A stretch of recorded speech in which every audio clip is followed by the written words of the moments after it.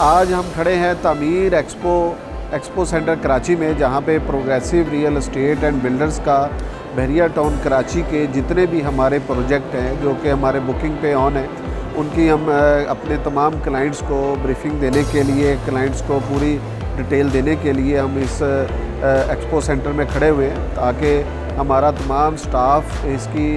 मुकम्मल रहनुमाई देने के लिए मौजूद है। और ये इन्वेस्टमेंट का एक बेहतरीन मौका है, क्योंकि जैसे जैसे आगे चीज़ों की प्राइस बढ़ती जा रही है, डेफिनेटली हमने इस एक्सपो के हवाले से कुछ डिस्काउंट रेट पे चीज़ें लगाई हैं, ताकि आने वाले फ्यूचर में हमारे तमाम क्लाइंट्स का फ़ायदा हो सके और वो इस अपॉर्चुनिटी को अवेल कर सकें और उनका वो फ्यूचर बन सके। और तामीर एक्सपो के हवाले से मैं बात करना चाहूँगा कि एक्सपो सेंटर में बहुत बड़ी एक्सपो लगी हुई है, जिसमें पूरे कराची की real estate industry, construction industry और बिल्डर तमाम एक ही प्लेटफार्म के मौजूद हैं, ताकि लोगों के लिए एक बेहतरीन फ्यूचर को प्लान कर सकें। प्रोग्रेसिव रियल एस्टेट का